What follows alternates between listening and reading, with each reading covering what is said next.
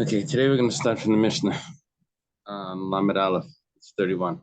We're a page behind. Shnei Kadarim, two potters, the people, they make jugs. One is walking behind the other one. I say we thank Hashem that we're able to learn Torah every day.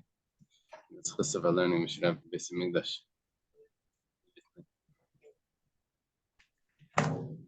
Thank you.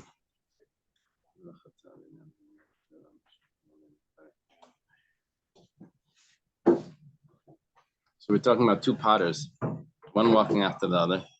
Niskal Rishon, the guy in the front fell down. Benafal, he fell. He stripped and fell.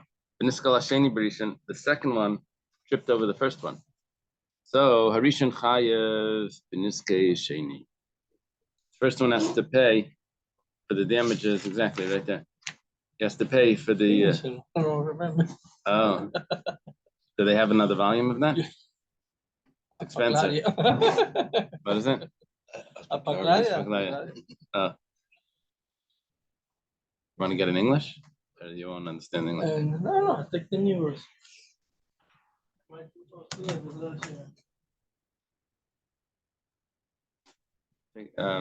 What number is yours? Number 23 over there.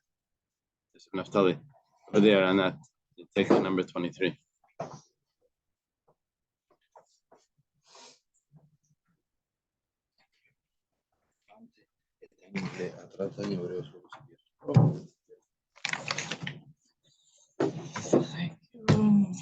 Okay. So the first person that tripped is responsible for the damages that he caused to the second person that tripped over him. Rabbi Yechanan explains the Mishnah. We quoted this Mishnah before. We quoted the statements of Rabbi Yechanan as well. It says, it's not necessary to say that the Mishnah is Reb Meir. The Amar that Reb Meir holds Niskal Pesheya, that holds that if someone trips over his own feet, he's considered negligent, and that's why he's responsible. Because why is the first part of the trip, why is he responsible for the damages that he caused to the second person? It's not because anyone that trips is considered negligent. Even according to the Rabbanan that say someone that trips is not negligent. It's an unpreventable circumstance that and he is exempt. But over here in our Mishnah, it would still work to say chayiv. Why?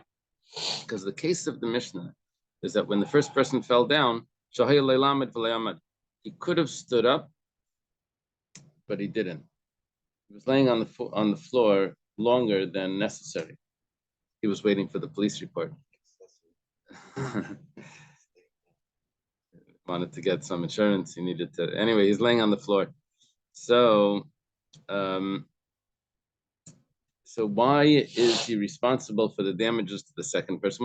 When he fell down, it was actually it could be considered an accident. There's a machlekes if falling down is considered a negligent or accident. It's machlekes Ramei and the Rabbanan. It could be that we followed the Rabbanan, but over here he's chayav for the damages to the second person because he should have stood up. And that's for sure negligence. Laying on the floor for longer, that's for sure negligence.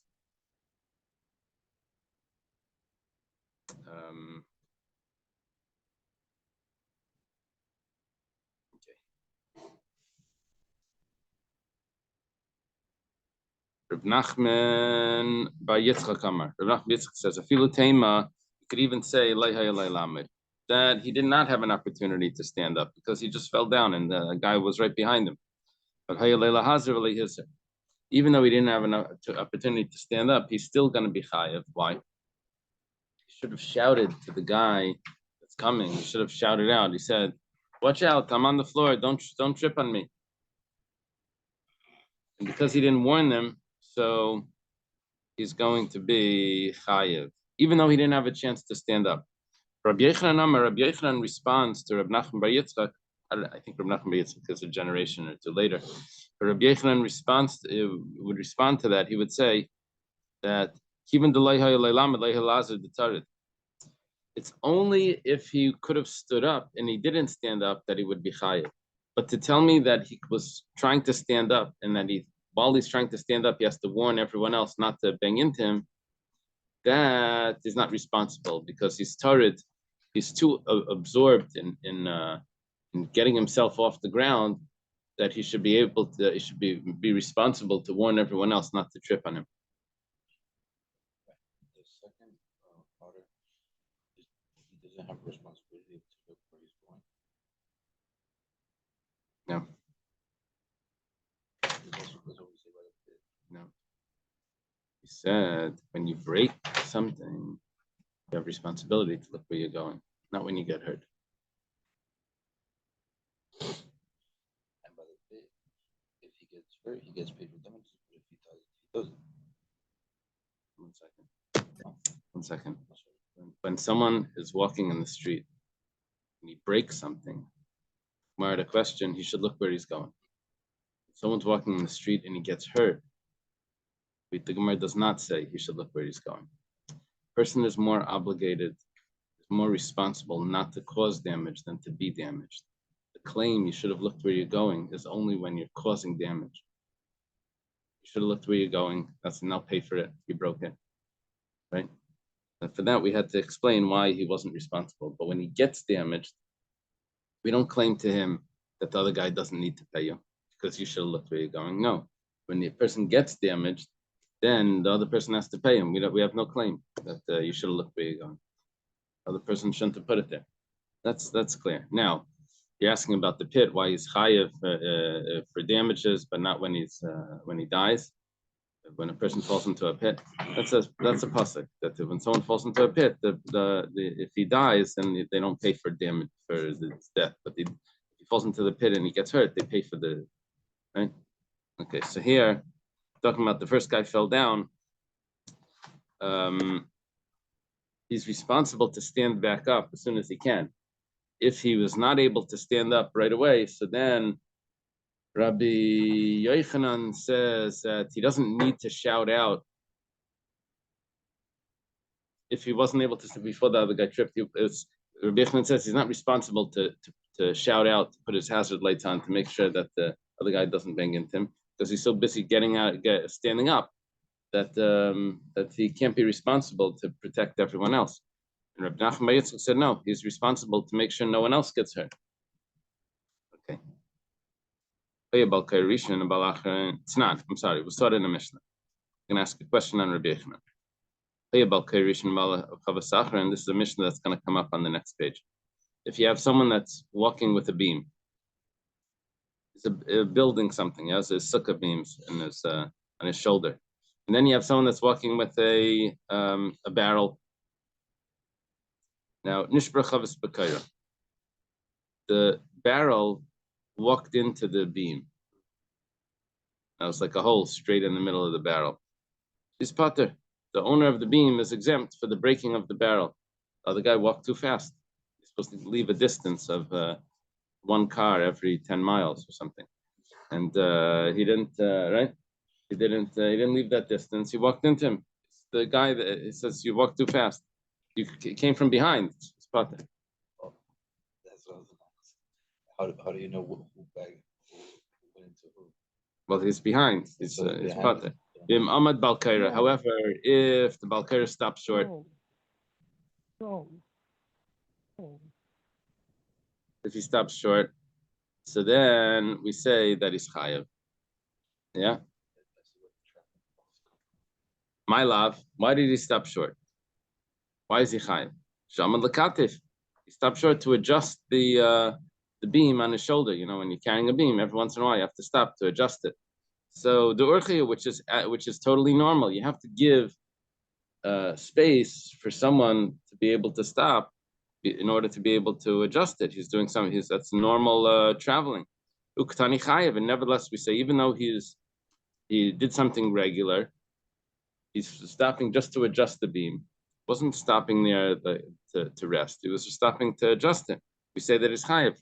Why was he chayev? Because he should have put his hazard lights on. Hazard. He should have warned. Hazard means to warn. He should have warned the guy behind him that I'm stopping to adjust, which means that Rav Yochanan holds that you don't need to tell the guy that he should watch out. You only have to get out of the way if you're able to.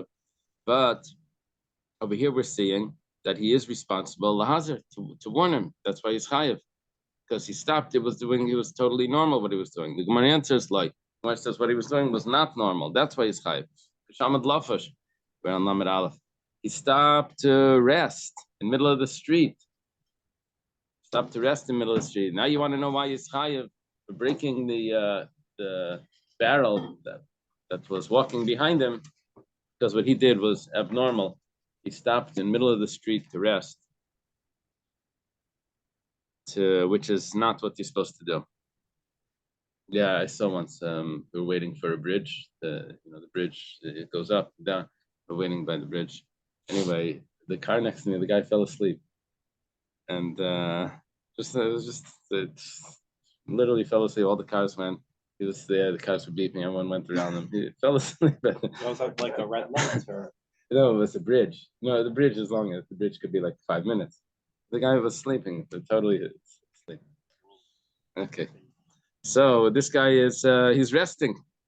He's resting, and so that is not that's not acceptable, and that's why he's going to be chayav. Gemara says, aha. Reason why he's chayav was because he stopped to rest. Avalamad lekatif mai, but if he stopped just to adjust, you're telling me why is he chayav because he stopped to rest. But if he stopped to adjust, my potter is going to be exempt. So the Gemara, this is what the Gemara does when it does this. Whenever you have a contrast, so it looks for the contrast to be in this specific case that we're dealing with. Don't look for a contrast from some case far away. Over here it's chayiv, over there it's but no, we want it to be right here. It depends on adatani seifa. Instead of saying in the seifa, if he tells to the owner of the barrel, Amoid, Potter, when the guy stops, the beam is in the front, he stops. If he tells the guy behind him, they didn't have brake lights back then. You have to actually shout, I'm stopping, like stand.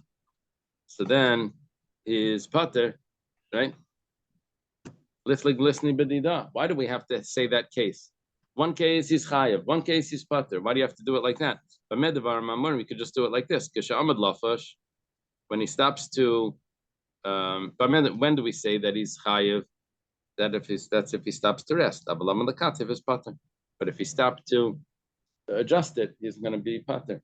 Because why do we need to say chayav when he stops to rest? Potter is when he warns the guy, he tells him that you should stop because I'm stopping. Could be stops to rest is chayav, stops to adjust is Potter.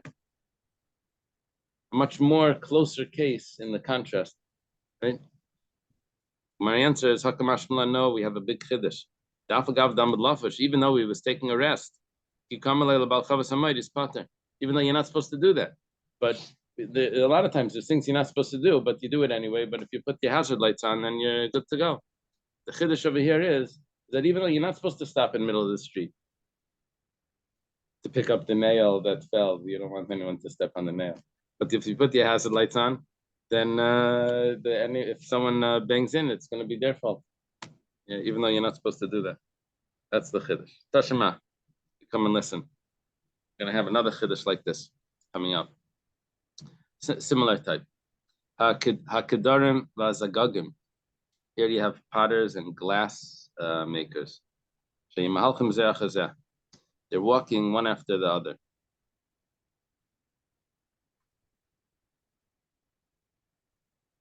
Yeah. What did they change?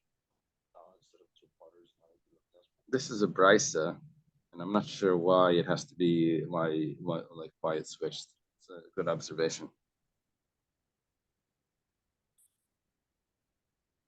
What happened is Niskala Rishon B'Nafal. The first guy trips and he fell. Niskala Sheni B'Rishon. The second guy tripped over the first one. Vashlishi B'Sheni. And then the third guy trips over the second guy. Rishon Chai B'Niske Sheni, V'Sheni Chai B'Niske Shlishi.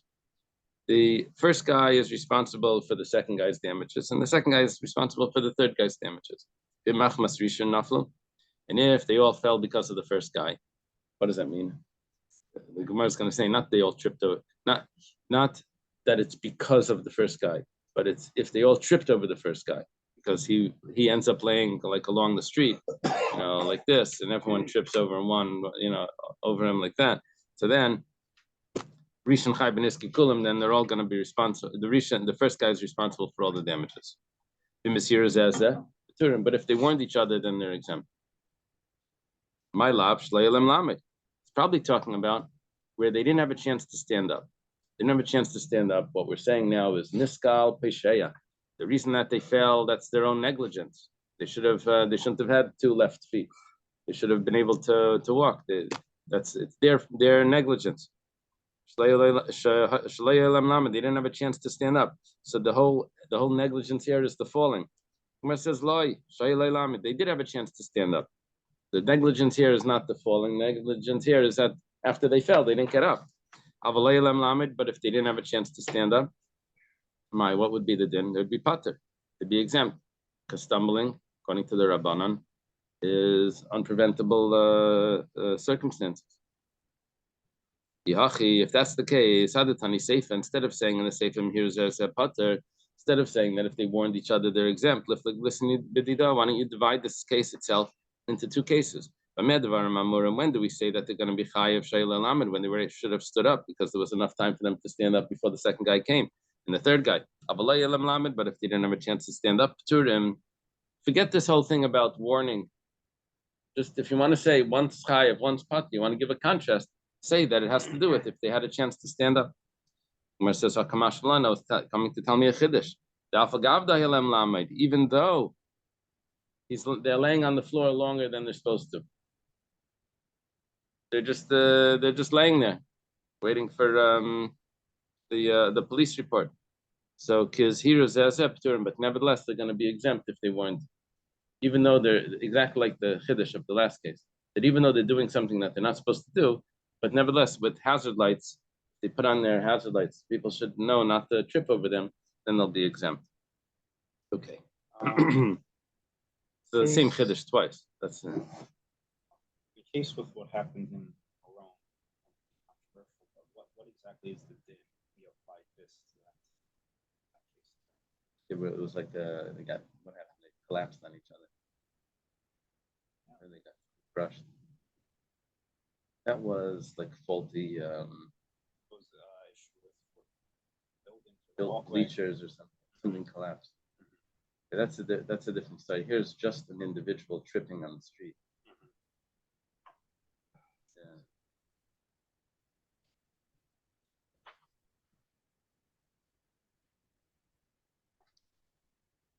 Yeah. I remember September 11th, the Twin Towers. So I was in Crown Heights. I remember the people saying, for sure, 50,000 dead. That was like, right then. That was like 8:50 in the morning. So on the street, people were saying, "Oh, it's crazy. It's for sure." Then when they did all the counting, and this was 2,900. It wasn't near what the estimate was. Then I was on the plane once. There was a tsunami in Sri Lanka or something. Remember this? Like not long after that. Indonesia. And the count went like 1,000 confirmed dead, 2,000. It was because I was a JetBlue plane, so they have the news right there. 1,000 dead, 2,000, and then at the end it was 300,000 or something. It's crazy. Anyway, so I was talking to this guy. He said, "You see, when it comes to what people do, so we think it's going to be so bad, but really people are not so powerful. It comes to what the Eibishter, we think like the Eibishter is not so powerful, but in the end, he says, no, it's not what it is.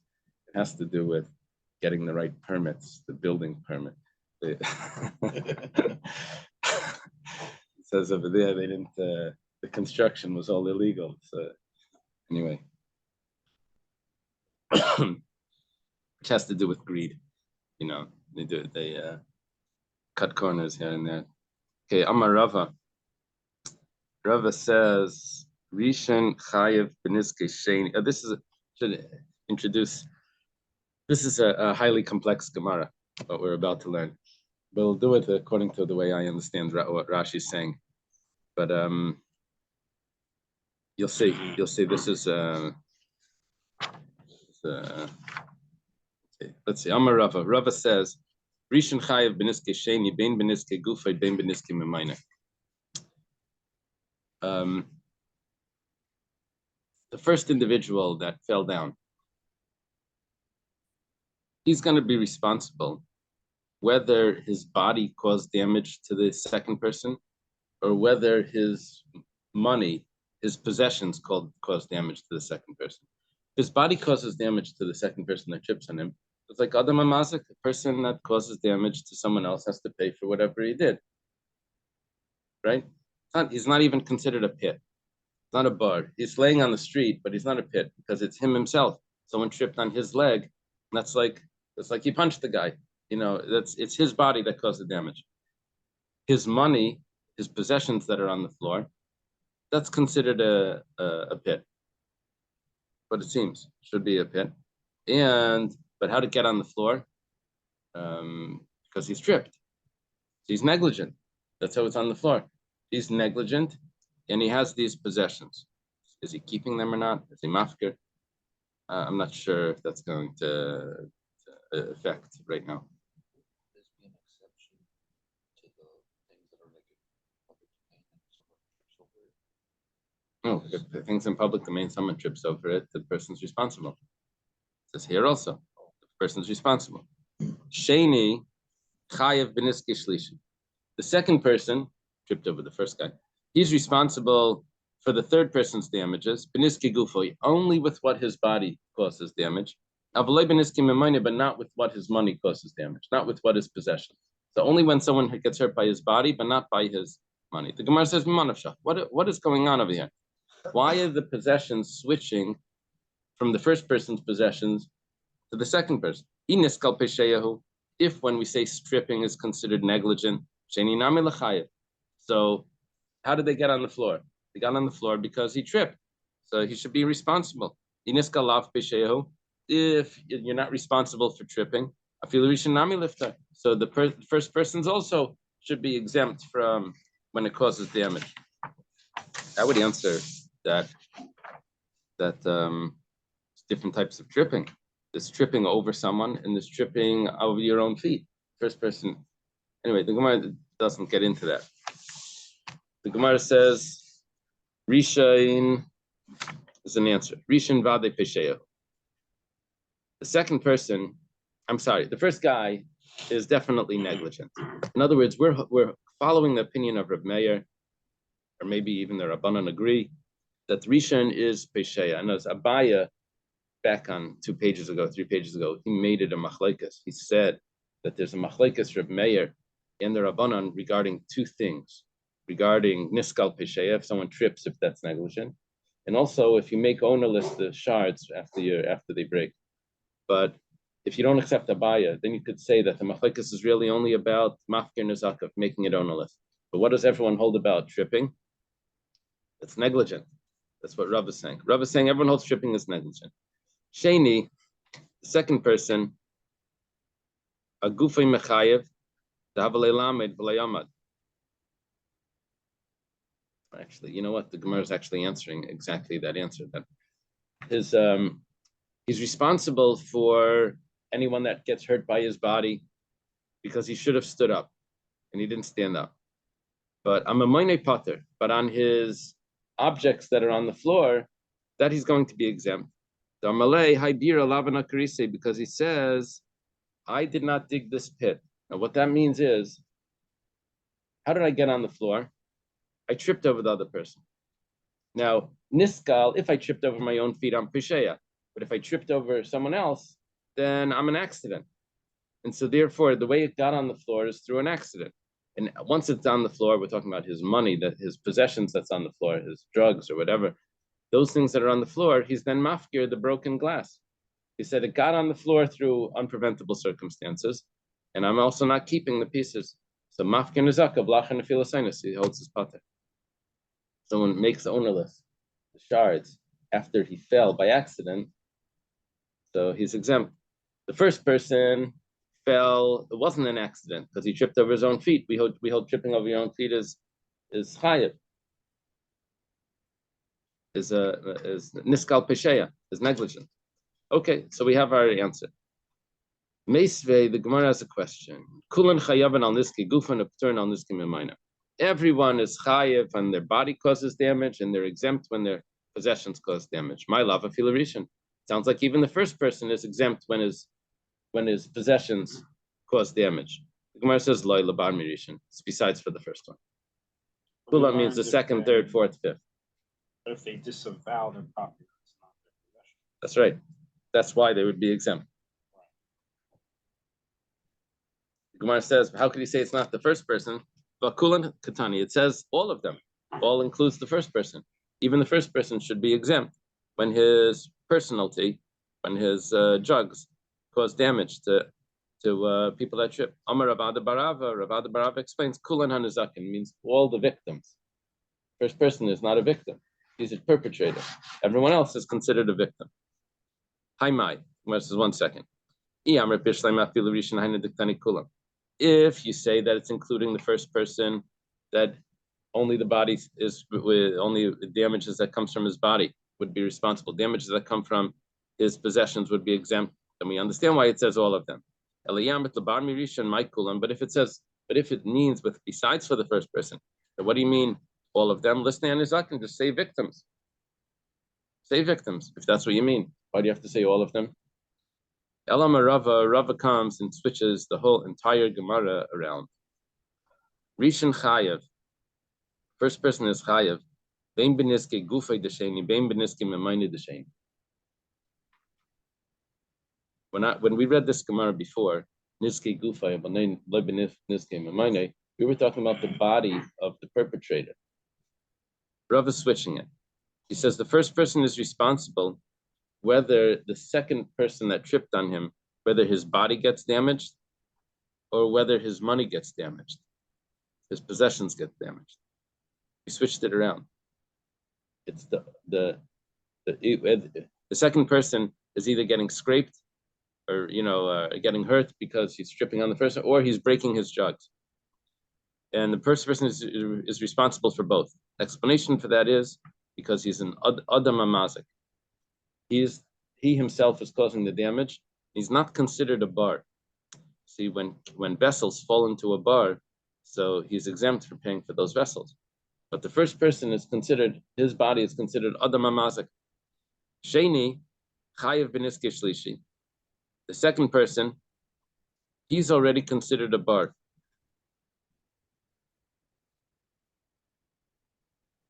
He's responsible for the third person, beniske gufay, when his body gets damaged. But not when his money gets damaged, because there's a rule, if what falls into a pit is a ox, you have to pay for that, but not if a man dies in the pit. And if what falls into a pit is a donkey, you have to pay for that, but not if vessels fall into a pit. So over here, the second person is considered a pit. Now, why is the second person considered a pit and the first person isn't? It has to do with the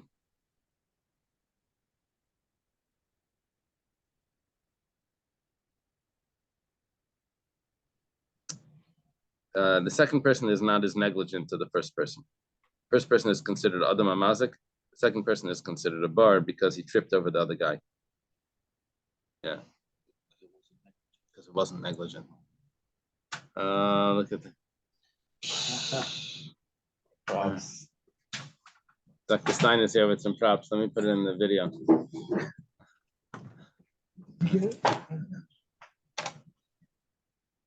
Yeah. This is for the people that can't read, you have a little drawing. It's for you. For me. For me. okay. My timer. What's the reason for this? The bar, because the second person is considered a pit. We don't find a pit that's ever going to be responsible for that you're obligated to pay for vessels that break in a pit. Okay. Now, He said to me, it's a felony to remove the sign. I said, so is the tag on the pillow. right. Jackie Mason making a joke about that. You can burn the flag, but you can't tear the tag off the mattress. So anyway, so my time it's a bar. We don't find a pit that's chayav for vessels, because vessels that break in a pit are exempt. Okay, the Gemara says that this works according to Shmuel, but not according to Rav. We had a machlokes before, where Rav says that if you own the objects that are on the floor, that are the stumbling for someone else that caused stumbling, if you own them, it's not considered a bar, it's considered your money. It's considered a shar. Now, which category does it go under? If it goes under the category of a bar, then you have the exemption of kalim. But if it goes under the category of shar, your ox, then you don't have the exemption of kalim. So now here we have a guy, Mr. B, Mr. A was the first guy that tripped. Mr. B, the second guy, is on the floor. And someone's tripping over him and breaking the vessels are breaking. The third person's vessels are breaking. So we say it's a bar. The second guy that's on the floor is a bar because he was an accident how he got there. Now, he's responsible for the third person damages to the body, but not to damages to the third person's possessions, because that's kalim in a bar. Kalim in a bar is exempt. This works. This works according to Shmuel that says every stumbling in the street is always considered a bar. But according to Rav, that says it depends. Is he keeping the person? Is he keeping what's on the floor? Then yes, it's a bar. Eloi. But if he doesn't want to keep it, then lie. Then it's afkari. I'm sorry. If he makes it ownerless, then it's a bar. But if he wants to keep it, then it's going to be a shar. So ma'yikala meima. Probably a little more detrimental for the person. He has to pay more if it is a short. Yeah, it's more detrimental because then he has to pay for vessels as well. So ma'yikala meima over here, what are we going to say? There's a safe assumption over here that the guy on the floor is not making himself hefker, right? He owns his own body, right? So because of that, we're saying, what is Rav going to say? Obviously, it's considered shar. How's it going to work? Well, how's Rav going to explain this? According to Rav, that the second person is exempt for the vessels of the third person. It's not a bar, it's a shar. He owns it. The guy's tripping over his body. The Gemara says, we're going to go back to the way we explained it before, that the first person, chayiv, whether his body causes damage, we're talking about the perpetrator's body, the perpetrator's possessions. Going back to that, the kashlach kulim chayavin, we only had a problem that, how do we explain the brisa that says that he's all obligated on, you're always obligated on niske gufan and peturin on niske memainam. And he's exempt for the damages of the money, which at that point we understood that even the first person's money that causes damage, you're exempt for.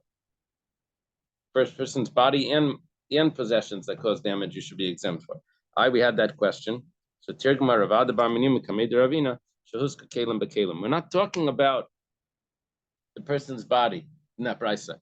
We're talking about possessions damage possession, or possessions damage person or possession. So it works like this: that if the person falls down, what he's responsible for, the brisa is not discussed. His vessels are now on the floor, his whatever, broken vessels. If they cause damage to another person, that's a bar, and they have to pay for that, because the person that gets hurt, the bar is responsible for. If they cause damage to vessels, so then vessels you're exempt for. You see, the difference between a person and vessels is that when a person gets hurt, that's not considered death, that's considered just hurt. When vessels get hurt, that's considered the death of the vessel. So a bar is pater on misa of Adam and Kalim, but broken vessels is considered the death of the vessels.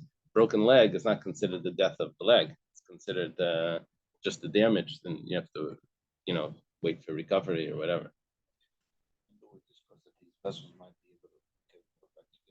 It nevertheless is still considered dead. and therefore you're exempt.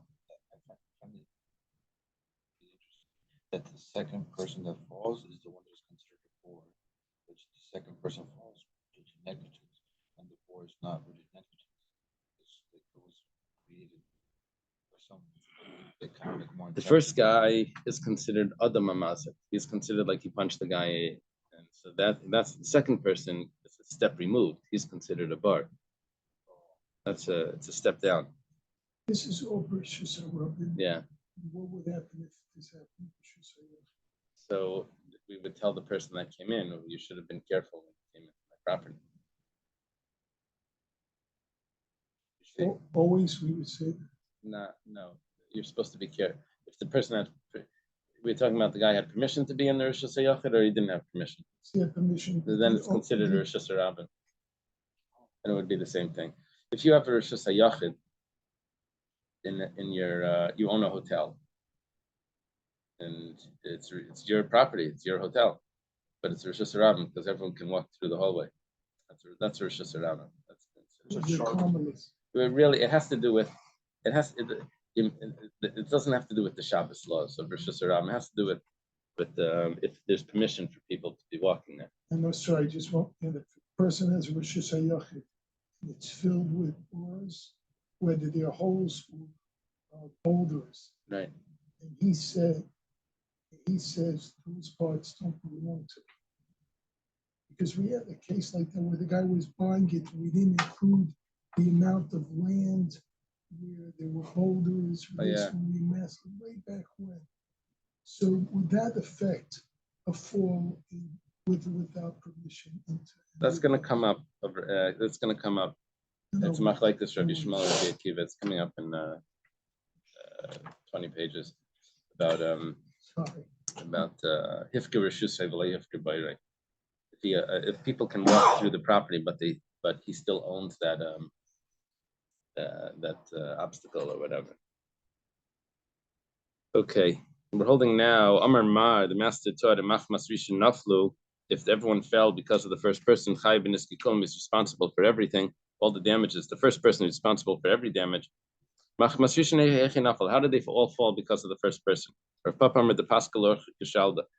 He was laying across the street like a carcass.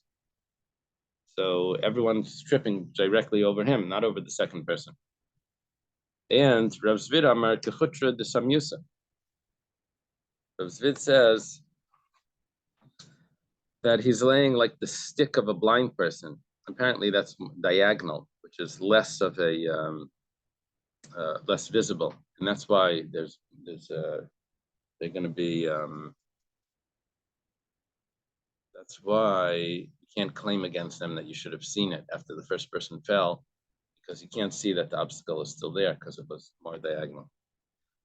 Okay. Just a short down.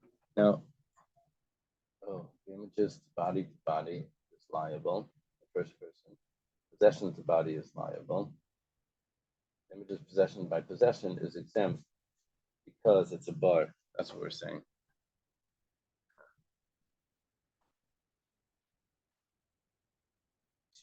This thing with the blind stick, is that because when the blind man walks, he goes like this with the stick, diagonal, yeah.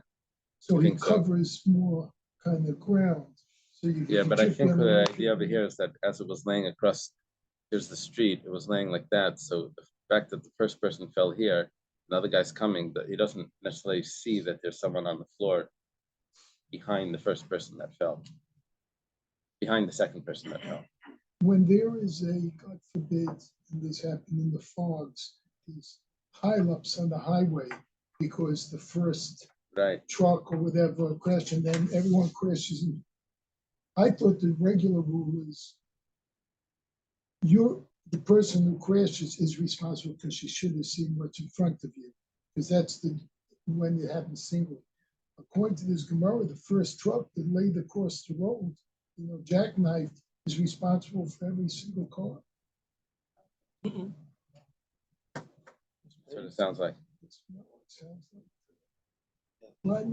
The opposite. In traffic, the last person is the one that gets the ticket, but here would be the first person. Yeah, that's what I'm saying. The opposite.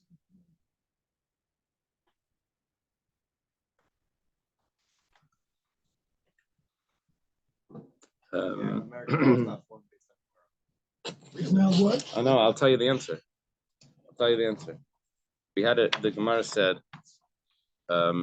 if he tells them to watch out, he's exempt because you have the hazard, the brake lights. I told you I'm stopping. Yeah.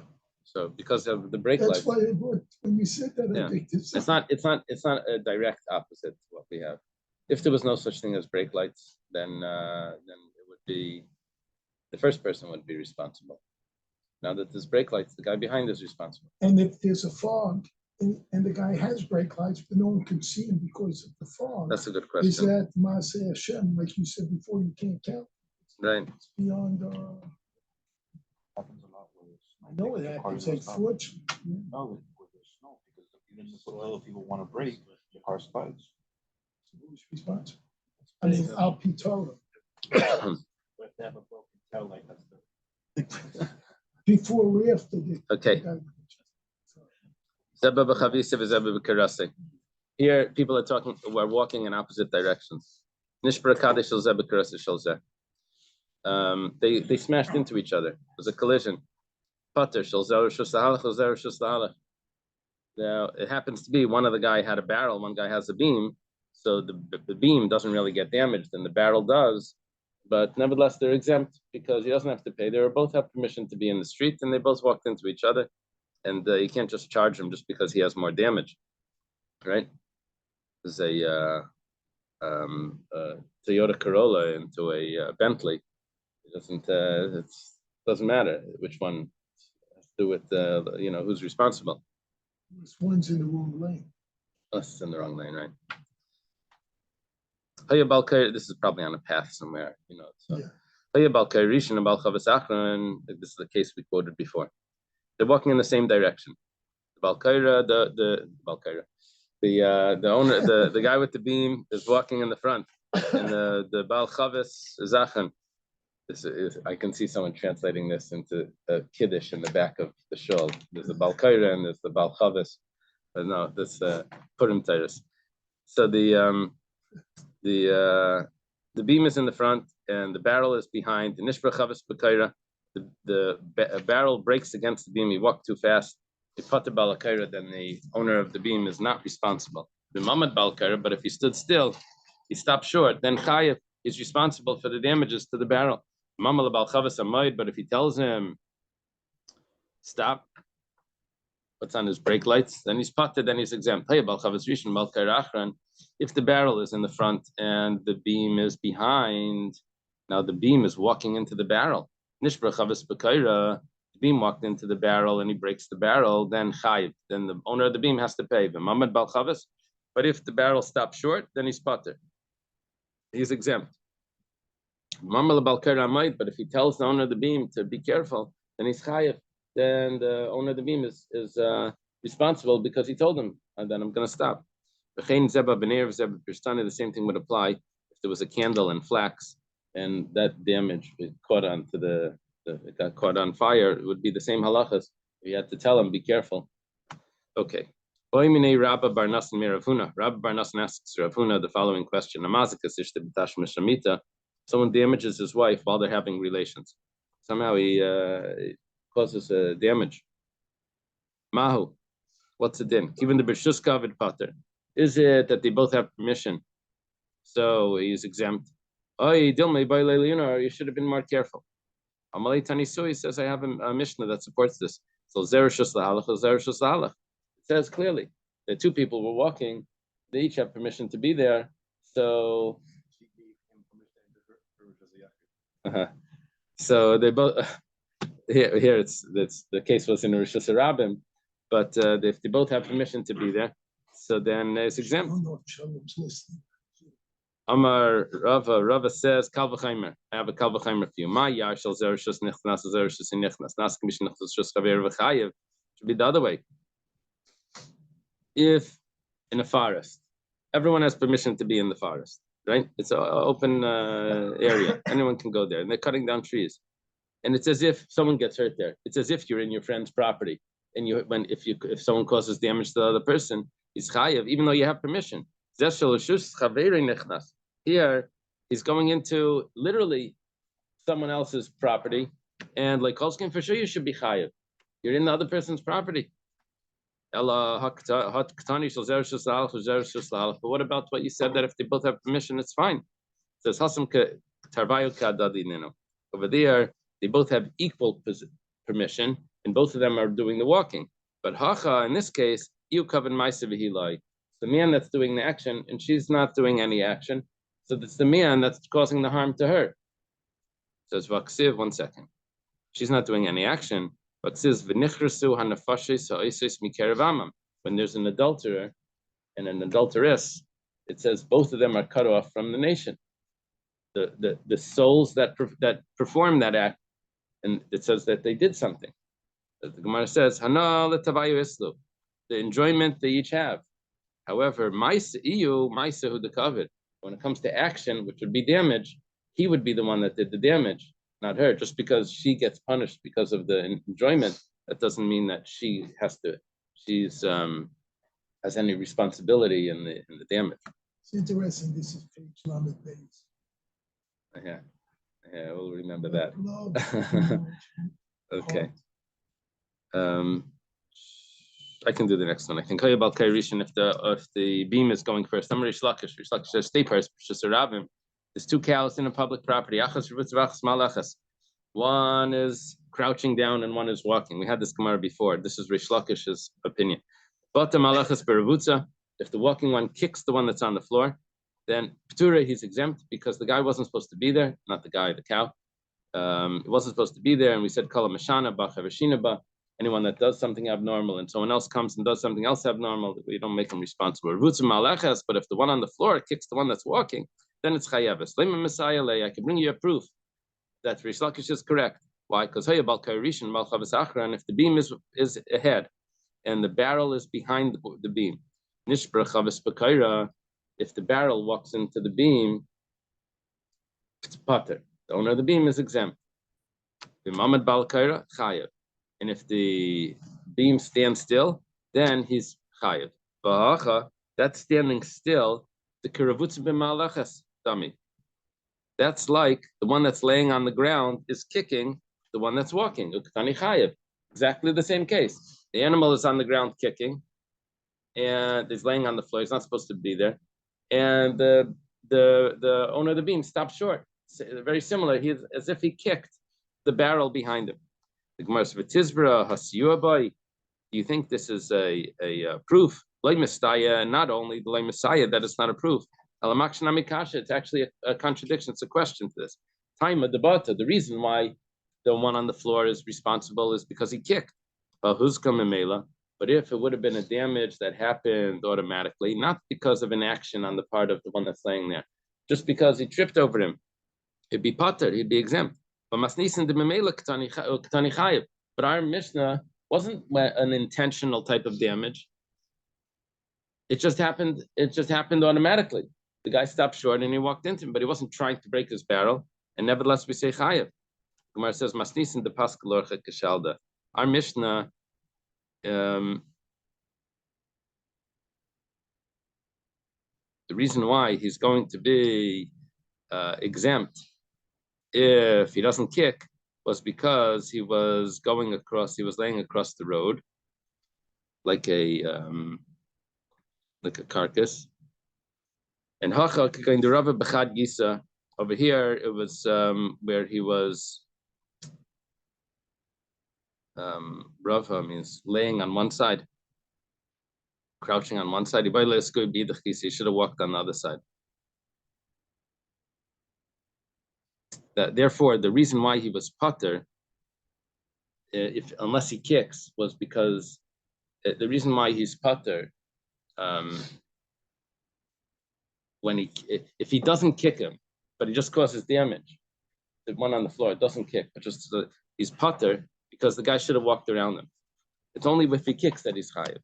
The Gemara says, well, maybe the end of the Mishnah supports Rish Lakish.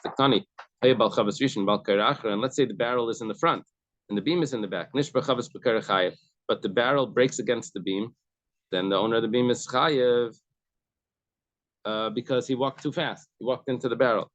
The Mamad Balchavis Pater. But if the owner of the barrel stops short, then in the barrel and the beam goes through the barrel, then he's going to be exempt. This is more similar to the guy that's walking is kicking the one that's laying on the floor. Uktani Pater. We say that he's exempt. So here also, the one that's on the floor here is the barrel that stops short. The Gemara says, Masnisen dechiyorcha kamaski. And the Mishnah is talking about where they're walking normally. I